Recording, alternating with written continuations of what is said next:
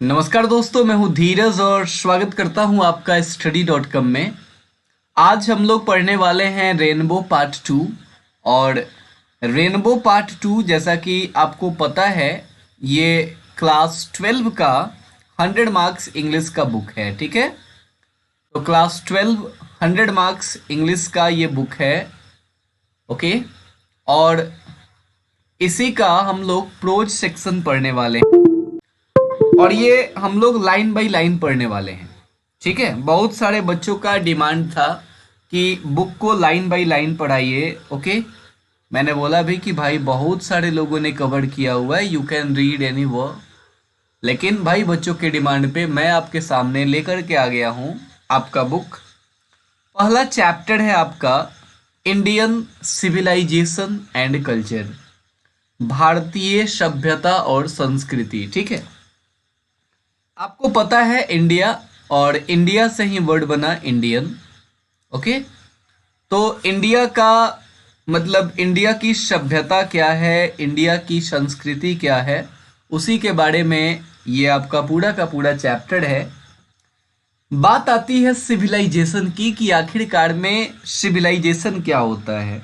थोड़ा सा चैप्टर के नाम की हम लोग चर्चा करेंगे। सिविलाइजेशन क्या होता है, सिविलाइज्ड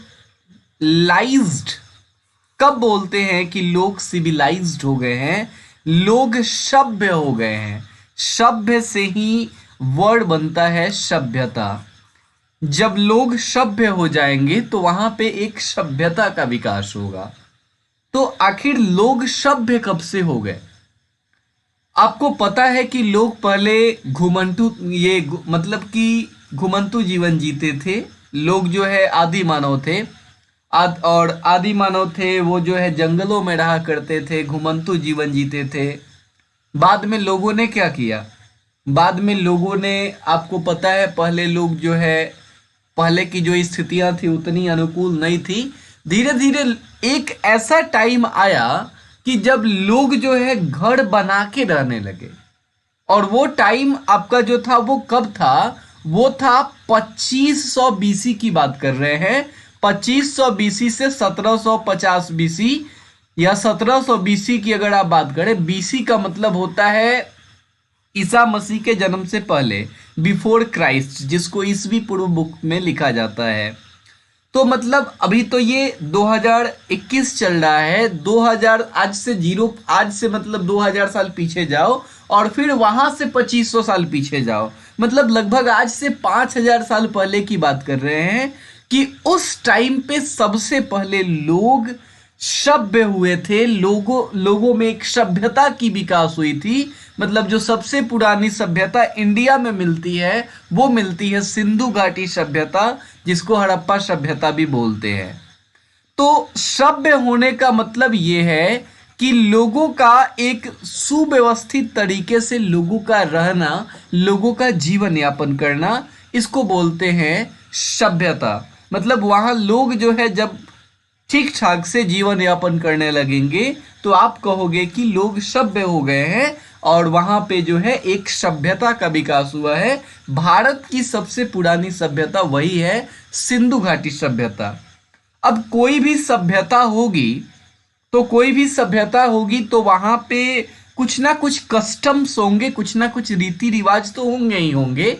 और जो वहां रीति रिवाज होंगे, जो वहां का पहनावा होगा, जो वहां का वेशभूषा जो वहां की होगी, जिस तरीके से वे लोग अपने पर्वों को सेलिब्रेट कर रहे होंगे, वो वहां का क्या होगा? वो वहां की कल्चर होगी, वो वहां की संस्कृति होगी। ठीक है, तो आपको मतलब ये तो क्लियर हो गया होगा कि सिविलाइजेशन और कल्चर क्या होता है। ये चीज मैं क्लियर करने की कोशिश कर रहा था।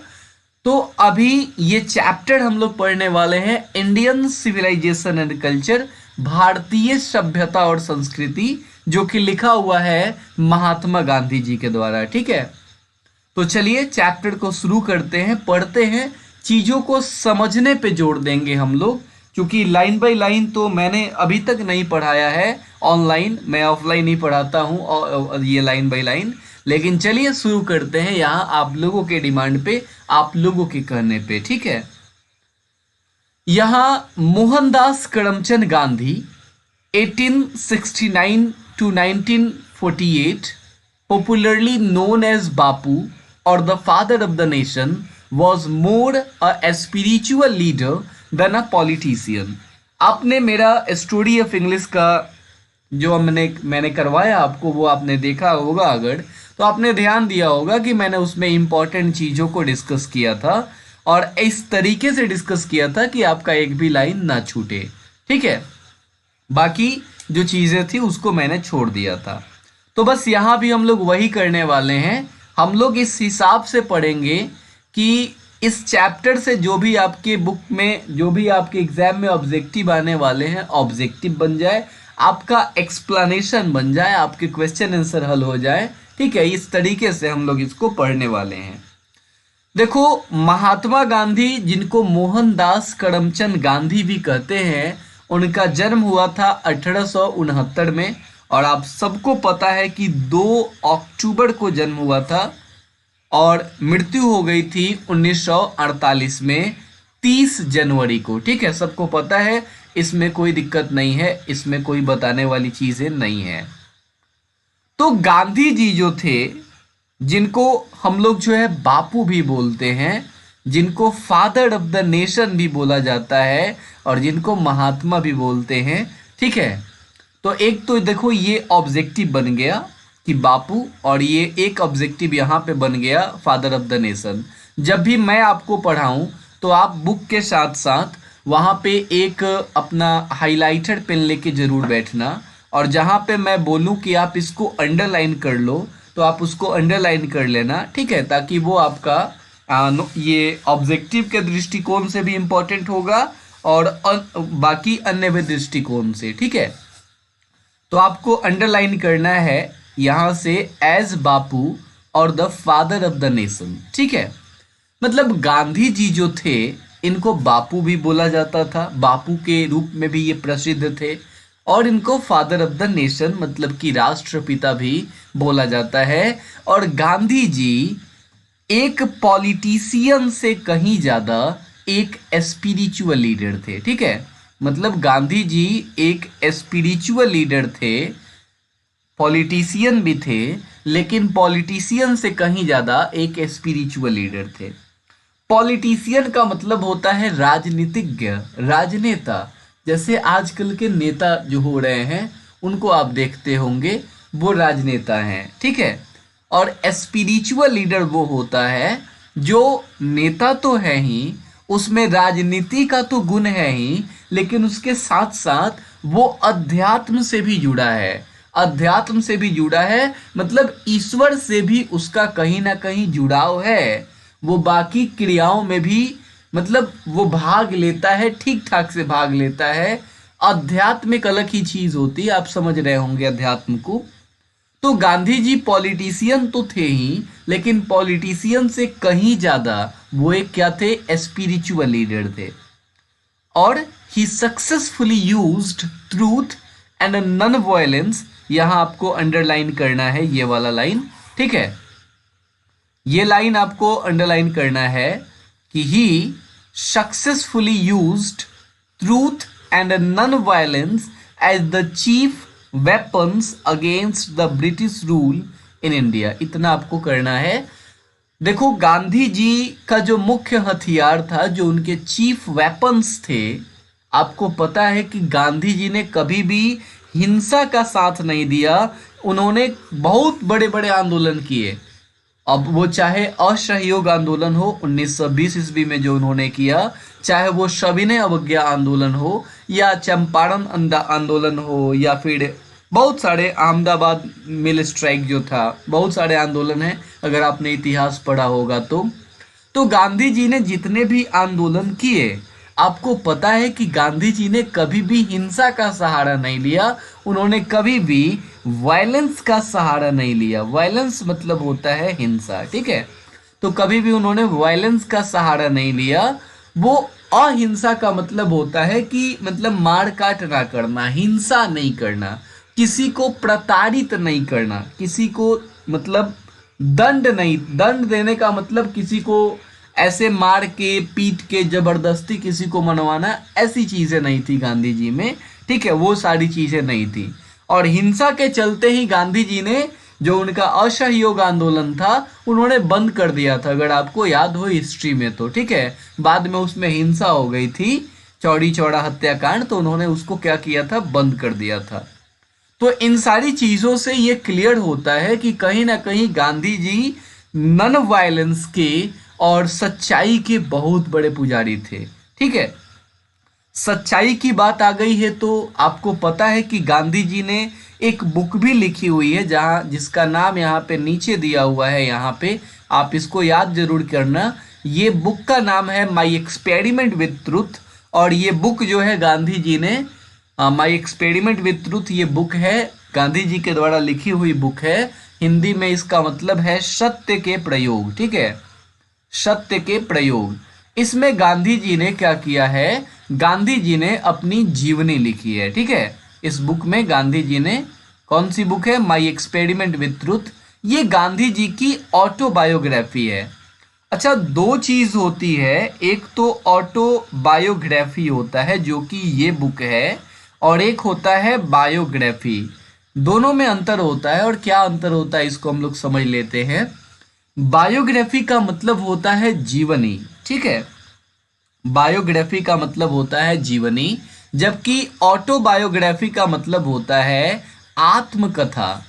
मतलब जो बायोग्राफी होती है, जो जीवनी होती है, वो कोई भी लिख सकता है। मान लो आप में से कोई जो है, किसी ने मेरी जीवनी लिख दी, अगर मेरे बारे में किसी को पता है मैं क्या हूँ कैसा हूँ, अगर ऐसा कुछ है किसी को, तो किसी ने मेरे बारे में जीवनी लिख दी, तो वो क्या होगी, वो जो है मेरी बायोग्राफी हो गई। लेकिन अगर अपने बारे में मैं खुद लिखूं तो फिर वो क्या होगी, वो जो है वो मेरी ऑटोबायोग्राफी होगी। जैसे बहुत सारे लोगों ने, बहुत सारे क्रिकेटर्स ने भी अपनी ऑटोबायोग्राफी लिखी हुई है। तो ये गांधी जी की क्या है, माई एक्सपेरिमेंट विद ट्रुथ जो है, ये भी गांधी जी की क्या है, ये ऑटोबायोग्राफी है, ठीक है। इस चीज को आपने समझ लिया होगा, बायोग्राफी और ऑटोबायोग्राफी क्या होती है। और गांधी जी को जो है 30 जनवरी 1948 को एक फैनेटिक ने मार दिया, एक हत्यारा था, एक कट्टरपंथी विचारधारा का आदमी था, ठीक है। आप सभी को पता है नाथूराम गोडसे, जिसने क्या किया, जिसने गांधी जी को मार दिया। वो अलग चीज है, कुछ लोग नाथूराम गोडसे का सपोर्ट करते हैं, कुछ लोग महात्मा गांधी का सपोर्ट करते हैं, अलग अलग चीजें हैं, ठीक है, लेकिन बहुत अंतर है। गांधी जी की तुलना किसी से नहीं हो सकती है, और गांधी जी को अगर समझना है तो इनके फिलॉसफी को समझिए, ठीक है। बाकी देहात में, गाँव में जो है, जो भी विचारधाराएं लोग बोलते हैं ना, व्हाट्सएप यूनिवर्सिटी से जो लोग बोलते हैं, ठीक है, ये गांव देहात में लोग आजकल क्या हो गया है कि व्हाट्सएप पे कुछ मैसेज होता है और लोग उसी पे पढ़ा हुआ बिना जानकारी लिए हुए लोग बोलते रहते हैं। तो ये व्हाट्सएप यूनिवर्सिटी वाले जो लोग हैं वो भले गांधी जी को खराब बोलेंगे, मैं नहीं बोल सकता, क्योंकि मैंने गांधीयन विचारधारा को समझा है, पढ़ा है मैंने। इस मेरे भी व्यूज पहले गांधी जी के प्रति कुछ और थे, लेकिन जब मैंने पढ़ा तो भाई फिर मुझको लगा कि नहीं, बहुत सारी चीज़ें थी जो थी, और गांधी बनना इतना आसान नहीं है। आप नाथूराम गोडसे तो एक दिन में बन सकते हो, लेकिन गांधी बनने के लिए आपको वर्षों लग जाएंगे। गांधी जी ने न्यूमरस आर्टिकल्स लिखे, न्यूमरस का मतलब असंख्य होता है, बहुत सारे आर्टिकल्स गांधी जी ने लिखे। उन्होंने जो यंग इंडिया है उसके लिए लिखा, बहुत सारे स्पीच उन्होंने अलग अलग ओकेजन्स पे, अलग अलग अवसरों पे उन्होंने बहुत सारे स्पीच दिए, और ये सारी चीज़ें दिखाती हैं कि गांधी जी का व्यक्तित्व कैसा था, ओके। अभी हम लोग जो है यहाँ पे इंडियन सिविलाइजेशन एंड कल्चर पढ़ रहे हैं, और ये क्या है भाई, ये एक एक्सट्रैक्ट है, ध्यान दीजिएगा। एक्सट्रैक्ट क्या होता है, एक्सट्रैक्ट का मतलब होता है, जैसे यहाँ इंडियन सिविलाइजेशन एंड कल्चर, अगर कोई आपसे पूछे कि इसको लिखा किसने है इस चैप्टर को, तो आप तो यही कहोगे कि ये महात्मा गांधी ने लिखा है। लेकिन ओरिजिनली एक्सट्रैक्ट का मतलब क्या होता है कि गांधी जी ने अपने बारे में या कहीं भी कुछ लिखा, कुछ भाषण दिया और उन जगहों से उनकी बातों को इकट्ठा करके किसी ने क्या किया, इसको एक चैप्टर के रूप में संयोज दिया, तो उसको बोलते हैं एक्सट्रैक्ट। ठीक है, एक्सट्रैक्ट की हिंदी होती है उद्धरण। हिंदी से आप इसको नहीं समझ पाओगे। ठीक है, एक्सट्रैक्ट का मतलब होता है कि जैसे मान लो कोई भाषण दे रहा है और उसके भाषण में कुछ अच्छी बातें थी और आपने क्या किया कि उस अच्छी बात को लेकर के आपने लिख दिया, आपने एक चैप्टर बना दिया, तो वो चैप्टर क्या होगा, वो चैप्टर एक एक्सट्रैक्ट होगा, क्योंकि वो चैप्टर लिखा नहीं गया है, वो उनके भाषण से लिया गया है। या फिर किसी की कोई रचना है, बहुत बड़ी रचना है, और उसमें से जो अच्छी अच्छी बातें हैं उसको आप निकाल के लेके आते हो, एक चैप्टर बना देते हो, तो डैट विल बी एक्सट्रैक्ट, वो एक्सट्रैक्ट होगा। ठीक है, तो इंडियन सिविलाइजेशन एंड कल्चर ये भी एक टाइप का एक्सट्रैक्ट है, और इसमें गांधी जी ने एक मजबूत आधार की बात की है। ठीक है, इसमें गांधी जी ने बात की है किस चीज की, इसमें गांधी जी ने बात की है, आप अंडरलाइन करोगे इस नीचे वाले सेगमेंट को, the western civilisation which has tendency to privilege materiality cannot match the Indian civilization that elevates the moral being। ठीक है, यहाँ पे दो चीजें हैं, दो ऑब्जेक्टिव आपसे बनेंगे, और वो दो ऑब्जेक्टिव कौन कौन से हैं, एक ये वाला, the western civilisation which has the tendency, western civilisation की टेंडेंसी क्या है, उसकी टेंडेंसी है टू प्रिविलेज मैटेरियलिटी। भाई टेंडेंसी का मतलब क्या होता है, देखो टेंडेंसी का मतलब होता है प्रवृत्ति, प्रवृत्ति का मतलब होता है आदत। ठीक है, हैबिट। तो जो वेस्टर्न सिविलाइजेशन है, अच्छा सिविलाइजेशन तो आप समझ गए हो क्या होता है, देखो ये है इंडिया, और ये इंडिया जो है अपना, ठीक है ना, इस इंडिया के इस साइड में, ठीक है, यहाँ Pakistan, Afghanistan, Iran, Iraq, Saudi Arab वगैरह वगैरह इधर देश है। अगर आप नक्शा देखोगे इंडिया का, तो इधर देखो नक्शे में क्या होता है, नक्शे में ऊपर उत्तर होता है, नीचे दक्षिण, इधर ईस्ट पूरब, और इस साइड पश्चिम वेस्ट। तो इस साइड जब आप जाओगे, मतलब इस साइड जब आप जाओगे, तो इधर पड़ता है पश्चिम, और इसी पश्चिम में जो यूरोप है, जहाँ पे इंग्लैंड वगैरह वगैरह देशें हैं, उन्हीं देशों की जो संस्कृति है, उन देशों को वेस्टर्न कंट्रीज बोला गया है, क्योंकि वो पश्चिम के देश हैं, तो वो पश्चिम के देश हैं, तो उन्हीं देशों को वेस्टर्न बोला गया है, और उनकी सभ्यता को वेस्टर्न सिविलाइजेशन बोला गया है। तो जो वेस्टर्न सिविलाइजेशन है, मतलब जो यूरोप के देश हैं, स्पष्टता वही मतलब है। ठीक है, तो जो यूरोप के देश हैं, उनकी टेंडेंसी क्या है, उनकी प्रवृत्ति क्या है, उनकी आदत क्या है, उनकी आदत है प्रिविलेज देना, प्राथमिकता देना, किस चीज की, मैटेरियलिटी की। मैटेरियलिटी का मतलब होता है वस्तुवाद। ठीक है, मतलब जो वेस्टर्न सिविलाइजेशन है, वो किस चीज को प्रेफर करता है, किस चीज को अहमियत देता है, वो अहमियत देता है वस्तुवाद को। और हम लोग, हम इंडिया के लोग किस चीज को अहमियत देते हैं, हम लोग मोरल बिंग को अहमियत देते हैं। भारत की जो सभ्यता है, वो हमको नैतिकता को आगे बढ़ाने में मदद करती है। हम लोग अपनी नैतिक गुणों को, जो हमारी अच्छाइयाँ हैं, हम उनको आगे बढ़ाते हैं, जबकि वेस्टर्न सिविलाइजेशन वाले मैटेरियलिटी को आगे बढ़ाते हैं। ठीक है, वस्तुवाद को आगे बढ़ाते हैं। अच्छा, ये वस्तुवाद क्या होता है, आजकल जो दौर चल गया है, आजकल तो हम लोगों की स्थिति भी वैसी ही हो गई है। आजकल हम लोग भी क्या कर रहे हैं, आजकल हम लोग भी मैटेरियलिटी के तरफ बढ़ रहे हैं। ठीक है ना, मैटेरियलिटी क्या होती है भाई, मैटेरियलिटी मतलब वस्तुवाद आखिर होता क्या है। आज की स्थिति में आप देखो ना कि आज लोगों का सामाजिक संपर्क कम हो गया है। आज पहले के ज़माने में लोग कहीं जाते थे, किसी के दरवाजे पे बैठते थे, कुछ बातचीत होती थी। आज लोग कहते हैं कि टाइम ही नहीं है लोगों के पास। आज क्या हो गया है? आज सामाजिक संपर्क कम हो रहे हैं। आज मनुष्य सामाजिक रह ही नहीं गया है। गांव के जो लोग हैं वही कुछ सामाजिक हैं कुछ हद तक, नहीं तो सामाजिक चीजें लगभग खत्म हो रही हैं।